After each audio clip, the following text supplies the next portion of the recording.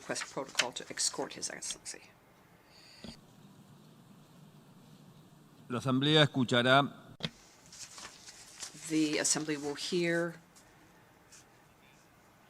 an address by the Prime Minister of the Islamic Republic of Pakistan, His Excellency Imran Khan. May I request protocol to escort His Excellency. I have great pleasure in welcoming His Excellency Prime Minister of the Islamic Republic of Pakistan, and I invite him to address the General Assembly. Bismillah ar-Rahman ar-Rahim. Iyyaka na'budu wa iyyaka nasta'in. Mr. President, Honorable Secretary General, Excellencies, ladies and gentlemen, I feel honored today to represent my country at this forum of world leaders, where we have a chance to discuss problems that the world is facing. I want to talk about a lot of problems, but just 4 today. And I especially came to this forum despite a difficult time in my country, facing challenges. I would not have come, but because I feel that there are some very urgent problems which the world must address. So first of all, I start with climate change. So many leaders have talked about climate change. But Mr. President, I feel that there is a lack of seriousness.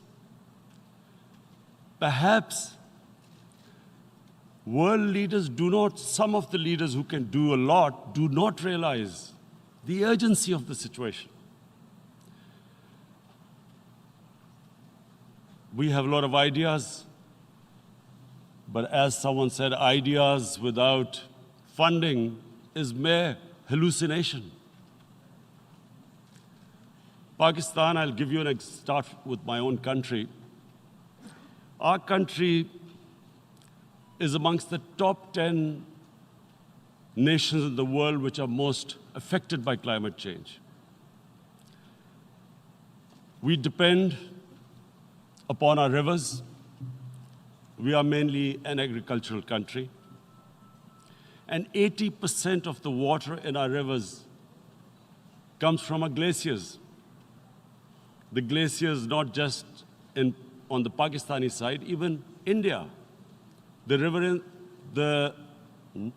80% of the water in Ganges and the Indian rivers also comes from the glaciers, from the Himalayan glaciers, Karakoram, Hindu Kush. And these glaciers are melting at quite a rapid pace. We detected already 5,000 glacial lakes in our mountains. And if this keeps going, if nothing is done, we are scared that humans are facing a huge catastrophe. In my country, when my party came to power in the province of KP, we planted 1 billion trees in 5 years. Now we've set ourselves a target of 10 billion trees in Pakistan. Idea being to counter the effects of global warming. But one country cannot do anything. This has to be a combined effort of the world. My optimism comes from the fact that humans, the Almighty has endowed humans with great powers.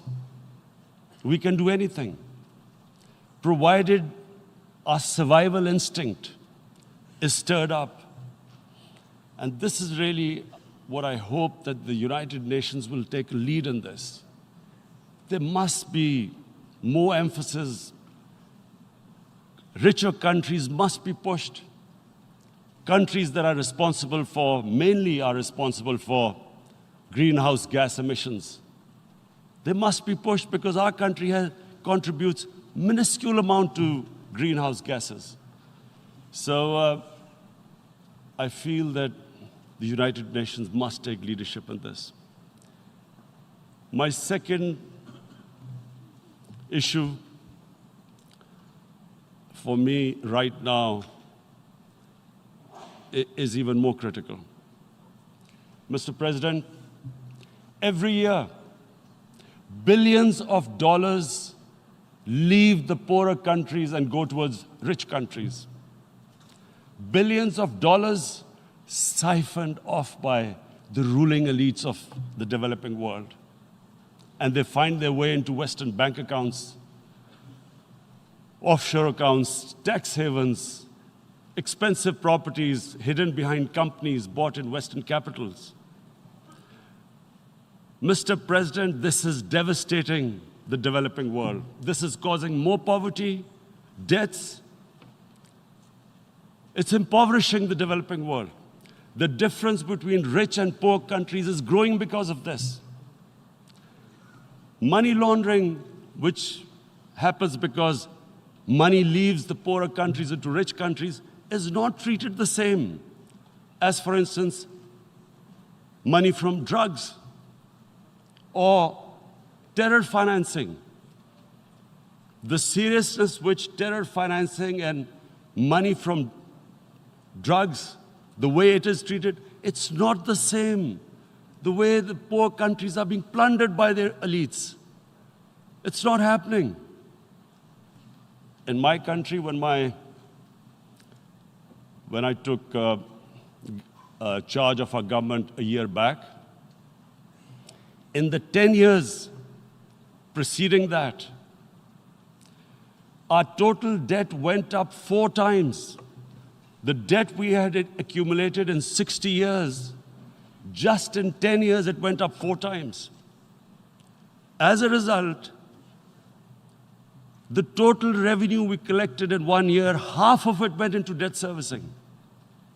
How are we going to spend money on our human beings, 220 million people, when half the money is going into debt servicing? Because our country was plundered by the elites, the ruling elite.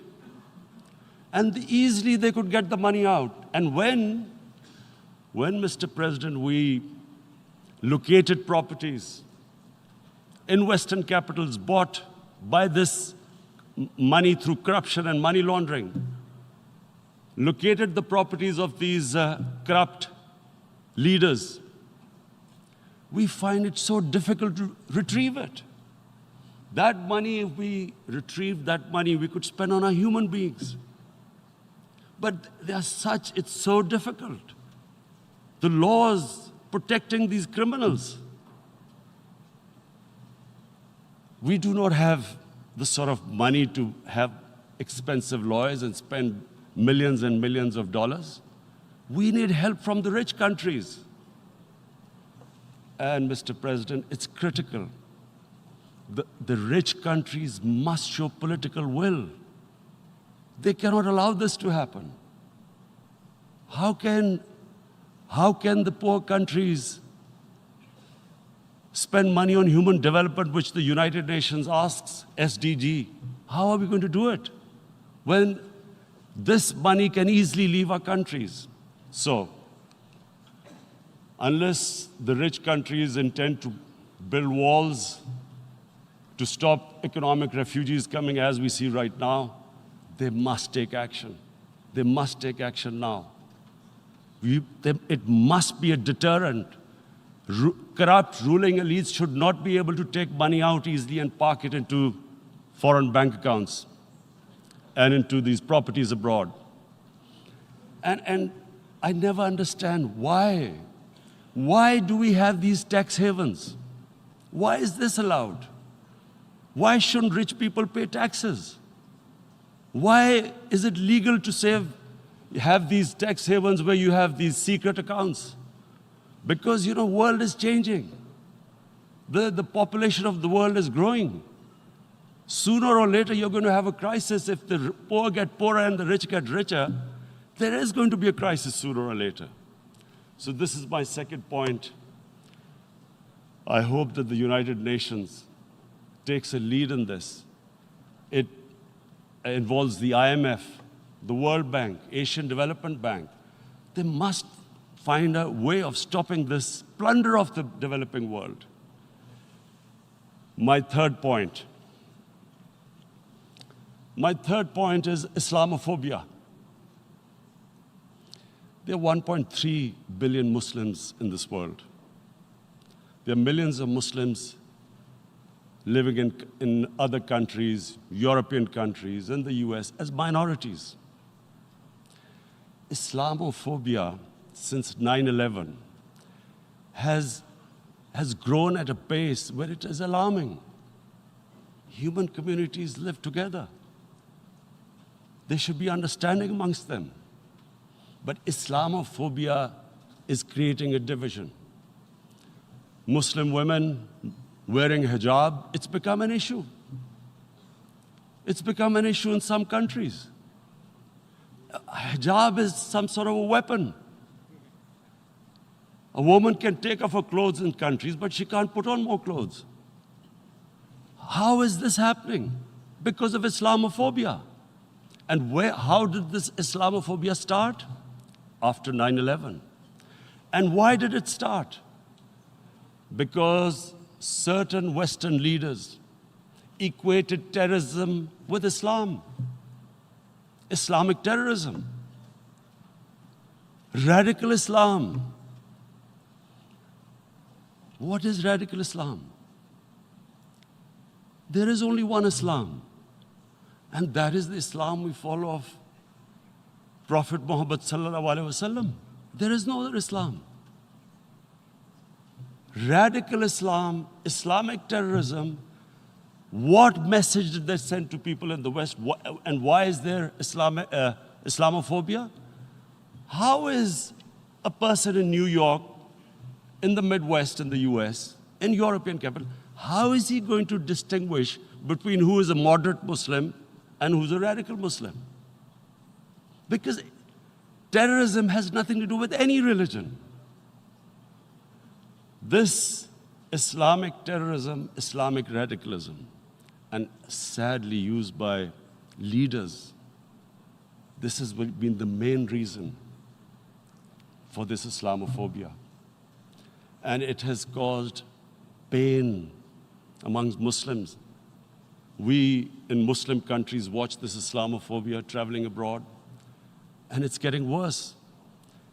And may I just say, Mr. President, that in European countries, it is marginalizing Muslim communities.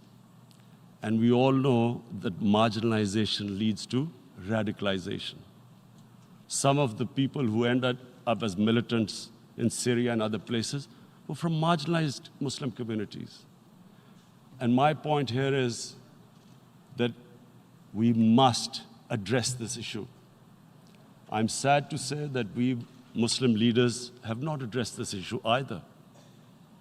After 9/11, when this thing came about war against radical Islam, rather than Muslim leaders trying to explain to the West that there is no such thing as radical Islam, in all human communities, they are radicals.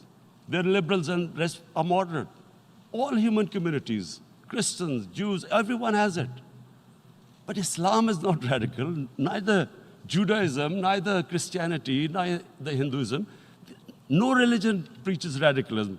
The basis of all religion is compassion and justice, which differentiates us from the animal kingdom. But unfortunately, the Muslim leadership was so scared of being called radical Islam that all of them became moderates. In Pakistan, we were in the eye of the storm, and our government coined a phrase called enlightened moderation. No one knows what it meant, but everyone started putting on Western suits that they were moderates, started speaking. Even those who didn't know English would speak English because they were moderates. No one had a clue what it was. Because we, in the Muslim world, did not explain to the West that there is no such thing as radical Islam. One of the reasons why, after 9/11, Islam was supposed to be equated with terrorism was suicide attacks. Because the 9/11 bombers did a suicide attack, all sorts of theories came up that the Muslims are involved in suicide attacks because they will get virgin in heavens. Some came up with, what about women, suicide attackers? So this bizarre thing happened. No one explained. Suicide attacks and Islam were equated. No one did research that before 9/11, the majority of suicide attacks in the world were by Tamil tigers, who were Hindus. No one blamed Hinduism, and quite rightly. What has Hinduism got to do with what desperate people were doing in Sri Lanka? We all know we've seen films about Japanese kamikaze pilots at the end of the Second World War doing suicide attacks. No one blamed the religion. But here we were trying to prove we were moderates and not explaining to the West.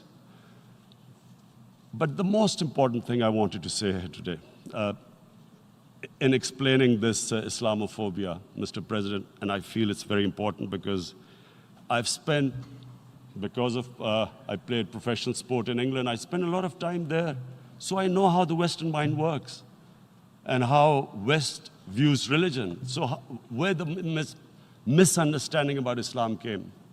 And one of the reasons it caused Islamophobia. That was, in 1989, this book was published, maligning, insulting, ridiculing our Prophet Muhammad sallallahu alaihi wasallam. And there was a reaction in the Muslim world. The West couldn't understand what was the problem.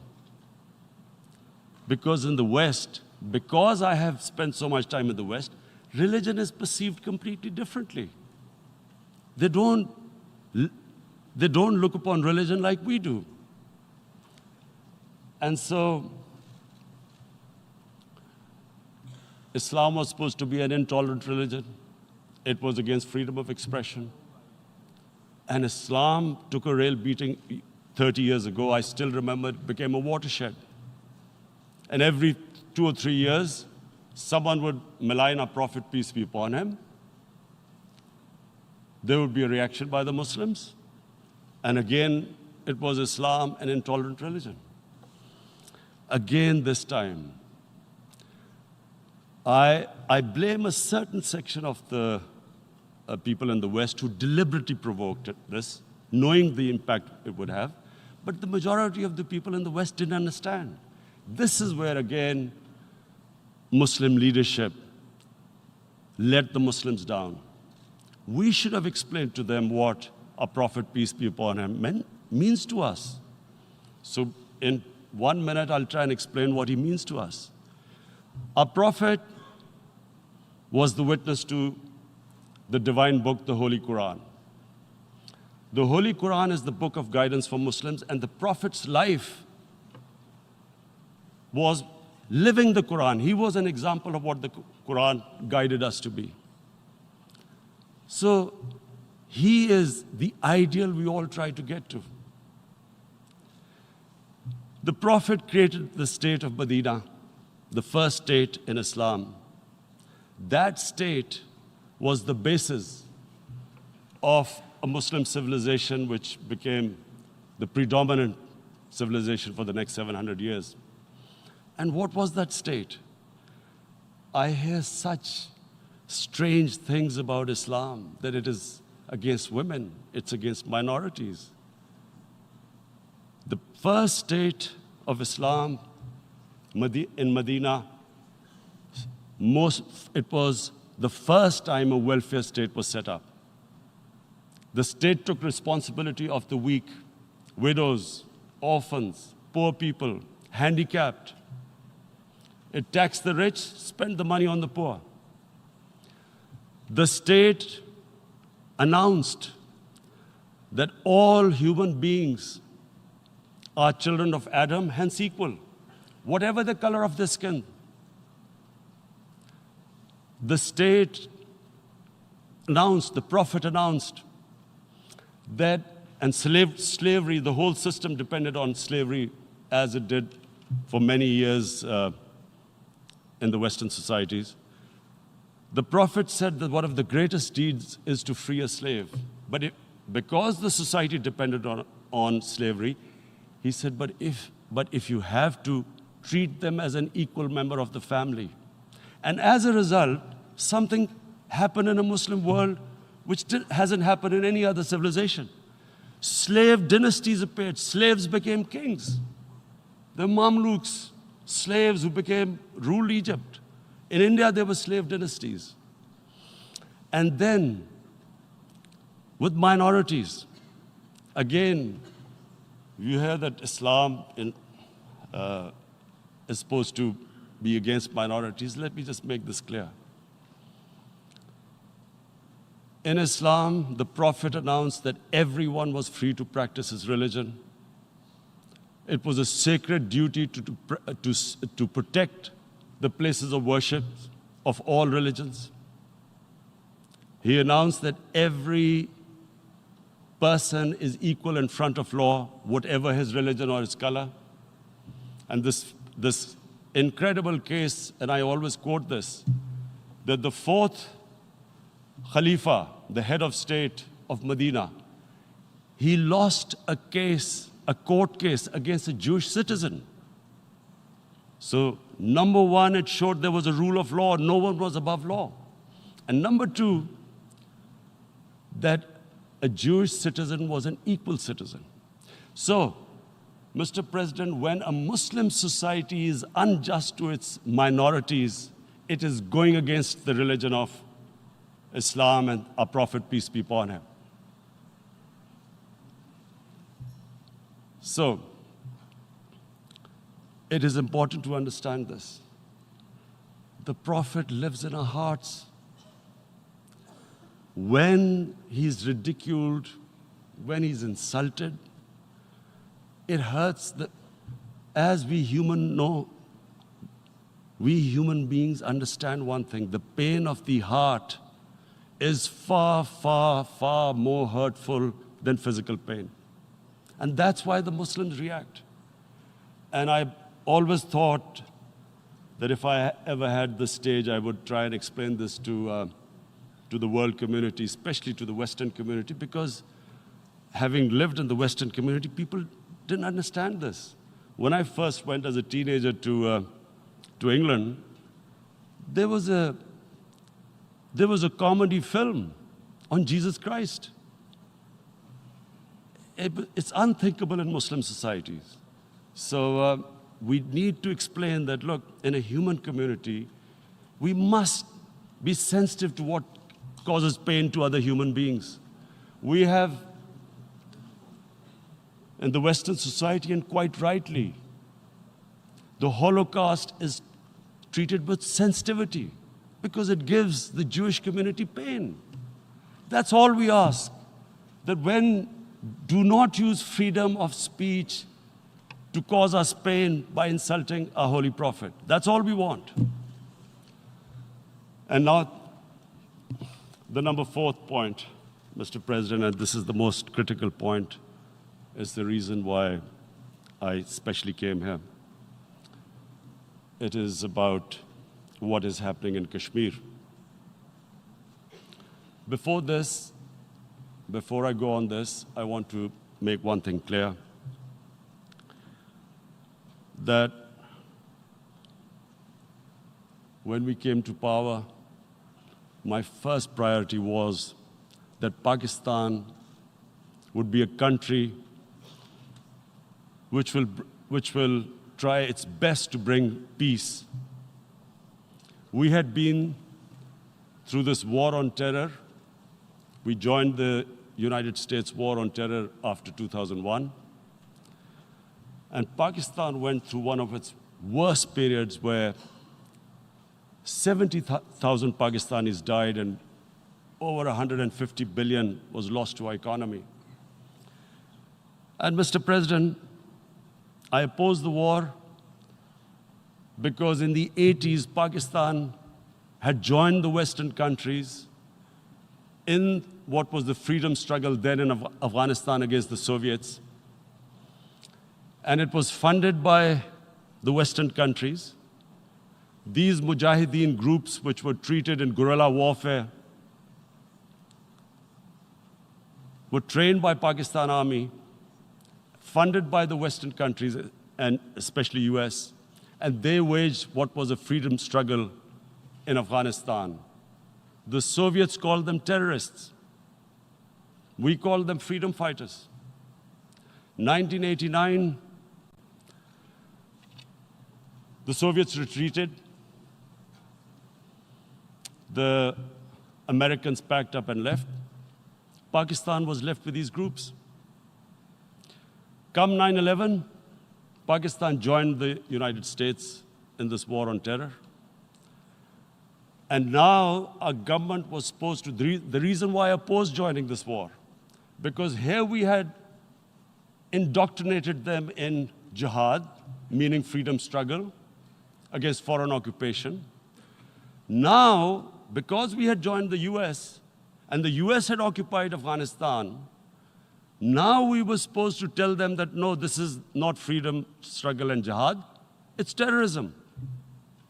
So that's why I tried to tell then government that, stay neutral because you will have leverage over them. You will be able to control them, but if you join them, you become collaborators and they will attack you, which is what happened. They turned against us. We went through a nightmare. 70,000 people killed in a war we had nothing to do with. No Pakistani was involved in 9/11. Taliban were in Afghanistan. Al-Qaeda was in Afghanistan. What had we to do with it? 70,000 Pakistanis died. So when we came to power, we decided that we would dismantle what was left of these groups. And this decision was taken not just by us, but by all the political parties in Pakistan. Unfortunately, they didn't implement it. So we came to power, we decided to implement it, and we dismantled whatever was left of the groups. And I know that India keeps accusing us that there are these groups there. I would like the United Nations to send observers, see for themselves what we've done. No Pakistani government would have dared to do this because it would have created strife. But we decided that there would be no militant organizations in Pakistan. So I need to give you this background and to what I'm going to say later on. And secondly, we started mending fences. I invited the Afghan president. We developed a relationship with Afghanistan. We had problems with Iran. We mended fences there. And then India. Now let me just give you a little background about my relationship with India. Because of cricket, and cricket being it's a passion in the subcontinent, I had great following in India. I have friends in India, and I loved going to India. So immediately, when my party came to power, the first thing we did was to immediately reach out to India. And I spoke to President Modi and I said, look, we have similar problems. Climate change, poverty, let's get together. Let's resolve our differences through trade. Let's build a relationship on trust. Prime Minister Modi told me that, there were terrorist attacks from Pakistan.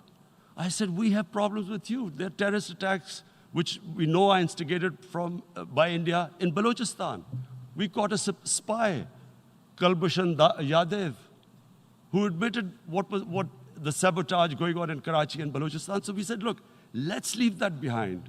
Let's move forward. Our main priority should be our people. The highest number of poor people live in the Indian subcontinent. Unfortunately, didn't make any headways. Our foreign minister was supposed to meet on this in the UNGA last year. India canceled it. We thought that it's their election coming up. It's a nationalist, ultra-nationalist party. It doesn't want to cozy up to Pakistan.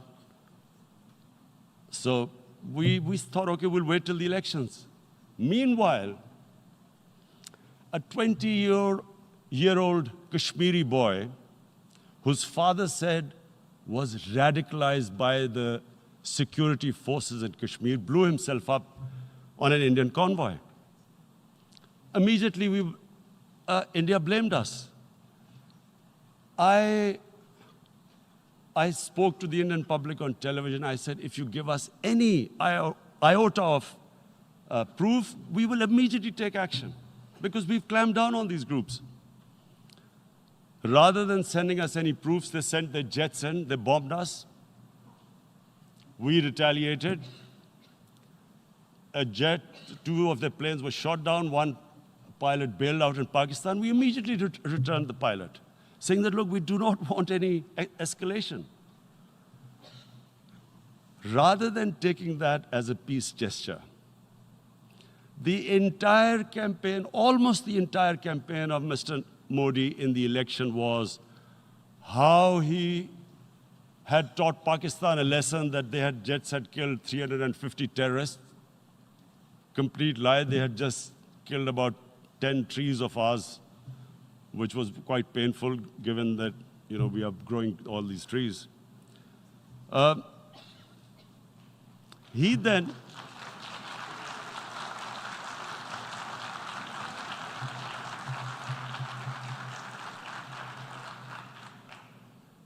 the election campaign, Mr. Modi used words like, this is just a trailer, the movie is about to start. I went into Pakistan and taught them a lesson. This was the election campaign. Okay, so we thought, us politicians make all these statements to win elections. So, okay, after elections, we'll get back to our normal relationship. Well, the moment the elections ended, we approached India. No response, but then we discovered they were trying to push us in the FATF blacklist to bankrupt us. That's when we realized there was an agenda.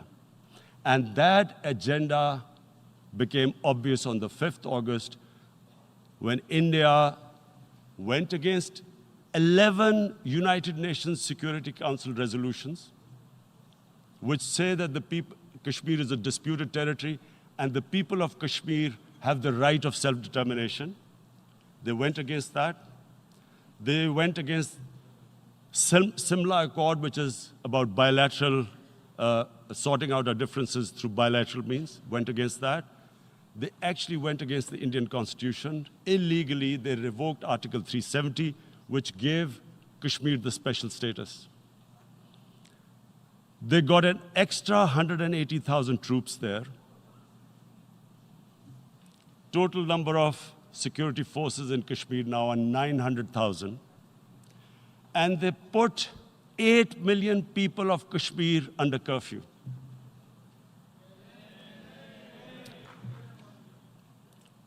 Mr. President, now I just briefly want to make the people understand, how can anyone do something like this? And for that, I have to explain to you what is RSS. RSS, Mr. Narendra Modi is a life member of RSS. RSS was an organization that was inspired by Adolf Hitler and Mussolini, came about in 1925. They believed in racial purity, racial superiority. They also believed they were an Aryan race like the Nazi believed they were an Aryan race. All that I'm saying can be verified. This is the time of information revolution. You can Google all this, what I'm saying. But it is very important for me to explain this to you so you know what is happening in India. This RSS believed in the ethnic cleansing of Muslims from India. At one point, there was racial superiority of the Hindu race. Secondly, it was hatred for the Muslims and for the Christians, because they believed that this golden age of Hindu civilization was stopped because of Muslim rule centuries back and then the British rule of India.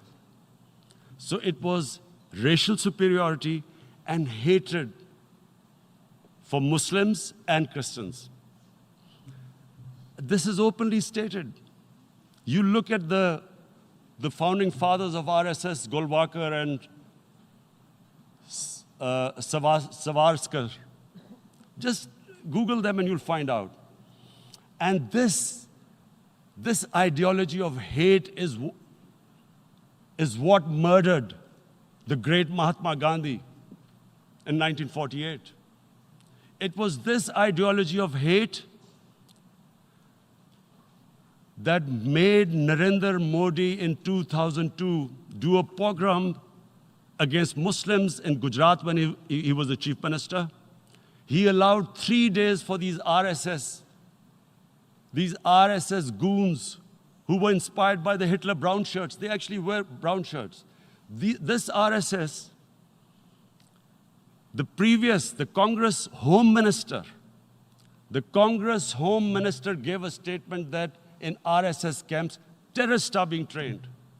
And these terrorists butchered 2,000 Muslims and 150,000 Muslims were made homeless. Narendra Modi could not travel to the US because of that. And I need to make you understand this background before I explain to you that what sort of a mindset would lay siege to 8 million people with 900,000 troops. Women, children, sick people, locked in as animals. In fact, of what I know of England, a lot of noise about it. These are human beings.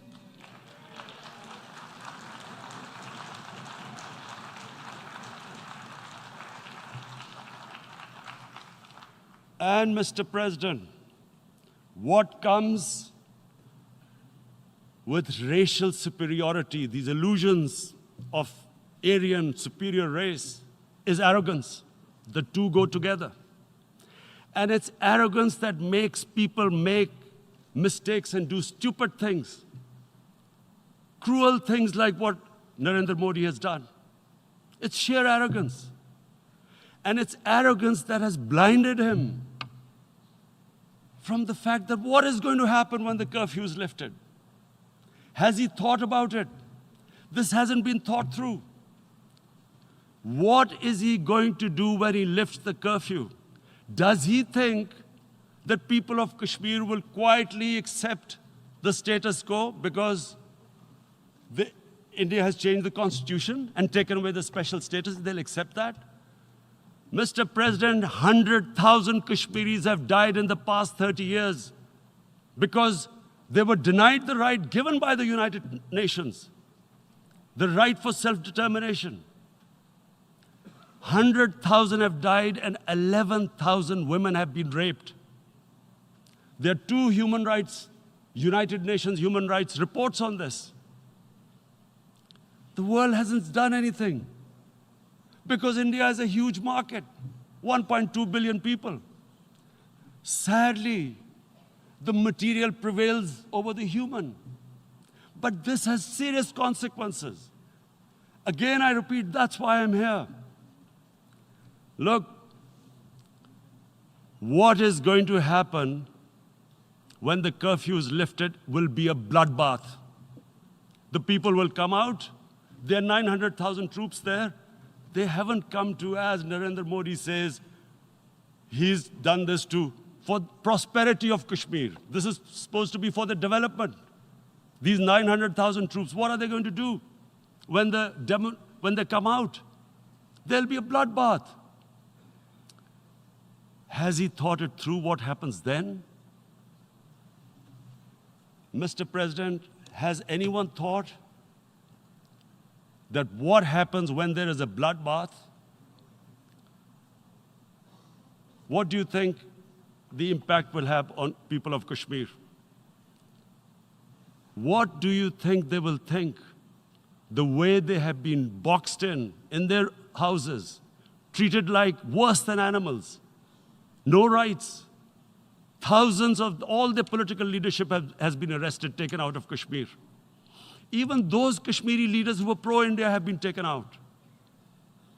13,000 boys have been picked up and taken to God knows which destinations. So what do they think? What will the people of Kashmir do when they lift the curfew? They will be out in the streets. And what will these soldiers do? They will shoot them. They've already used pellet guns, blinded young boys. In the last 6 years, the 5 years, the oppression that has gone on in Kashmir. And so, Kashmiris will be further radicalized. Mr. President, there will be another Pulwama. And guess what? India will blame us. They're already blaming us. They're saying all this is happening because of Pakistan. One of their defense ministers said, there are 500 terrorists lined up on the border to go in. Why would Pakistan send 500 terrorists when there are 900,000 troops? What impact are they going to make? What will they do? And why would? Don't we know that the moment there is some terrorist attack, all that will happen is there'll be further cruelty and oppression of the people of Kashmir. We will just give the 900,000 troops to further crush the people of Kashmir. And then we'll give the Indian government an excuse that, look, Pakistan is a terrorist state, and this mantra that has gone on, Islamic terrorism. The moment you use this catchword, Islamic terrorism, the whole world turns away. No one talks about human rights. You can do whatever you want, which is what has happened in Kashmir, because they keep using this word, Islamic terrorism. And this is what they're doing right now. What do we benefit from further increasing the cruelty on the people of Kashmir? And why would we want this? But there is no other narrative left for India. As when they lift the curfew, whatever happens, Pakistan will be blamed, and there is always a danger of another Pulwama. They might come and bomb us again, and then another cycle might start. And what does Narendra Modi think that 180 million Muslims of India are thinking right now? Aren't they watching these Kashmiris stuck inside for 55 days they've been stuck in? Aren't they watching? What do you think? Don't you think that the Muslims will be radicalized in India? And I'm talking about 180 million people. And when they get radicalized, there will be some incident in India somewhere down the line. Again, we will be blamed. And I'm warning you right now, again, we will be blamed. And Mr. President, what about 1.3 billion Muslims who are watching this? And they know that it is only happening in Kashmir because they're Kashmiri Muslims. This is not happening to Kashmiri Hindus. They know that this is happening because of their religion. So what do you think they will be thinking? What do you think the Jewish community would think if they were, forget 8,000 Jews stuck like this? What do you think Europeans would think? What do we think? I mean, any human community, if their members are stuck like that, what do you think they will think? Are we a children of a lesser God? Is it not going to cause us pain? And then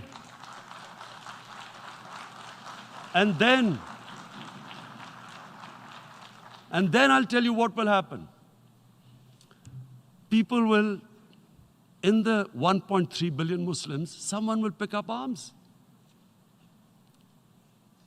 I know we've been brought up with films, Western films, This good, decent guy doesn't get justice. He decides to pick up a gun and start seeking justice.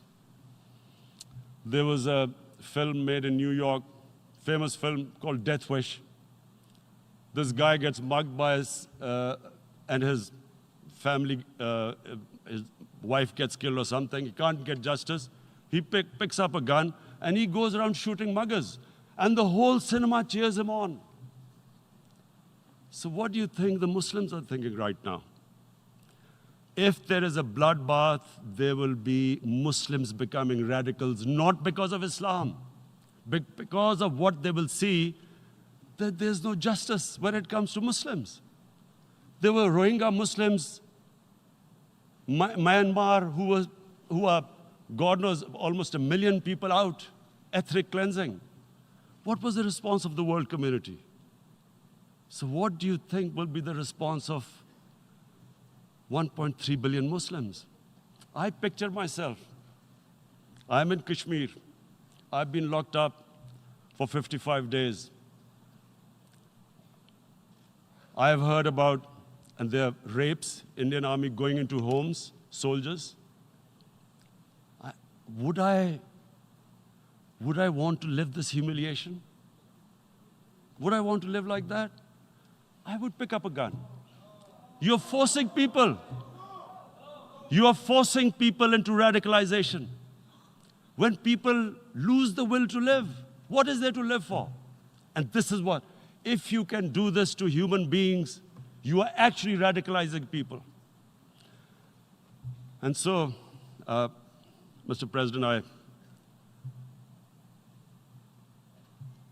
I want to repeat here, this is one of the most critical times. There will be a reaction to this. Pakistan will be blamed. 2 nuclear-armed countries will come face to face like we came in February. And before we head in that direction, the United Nations has a responsibility. This is why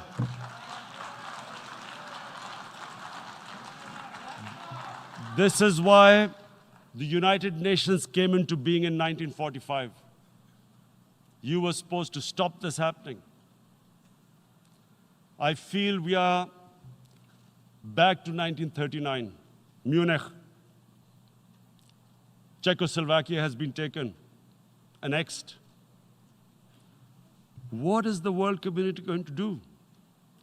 Is it going to appease a market of 1.2 billion, or is it going to stand up for justice and humanity?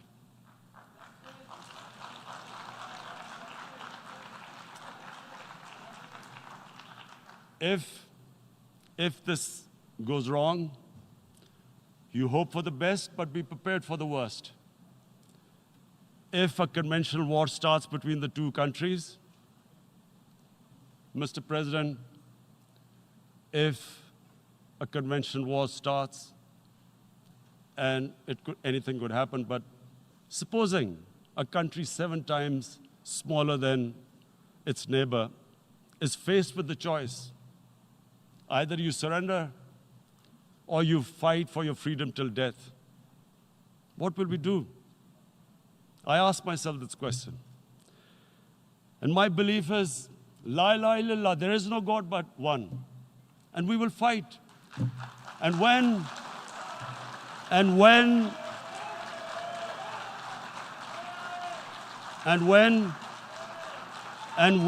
a nuclear-armed country fights to the end, it will have consequences far beyond the borders. It will have consequences for the world, which is why I repeat I'm here. Because I'm warning you, it's not a threat. It's a fair worry that where are we headed? And I've come here to tell the UN, you've got to, this is a test for the United Nations. You are the one who guaranteed the people of Kashmir the right of self-determination. They are suffering because of that. And this is the time. This is the time not to appease like in 1939 appeasement took place. This is the time to take action. And number one action must be that India must lift this inhuman curfew, which has lasted for 55 days. It must free all political prisoners, and especially those 13,000 boys that have been picked up. Parents don't know where they've disappeared. And then the world community must give the people of Kashmir the right of self-determination. Thank you. En nombre de la Asamblea General agradezco. On behalf of the General Assembly, I would like to thank His Excellency, the Prime Minister of Pakistan, and I ask protocol to escort His Excellency. La Asamblea escuchará un discurso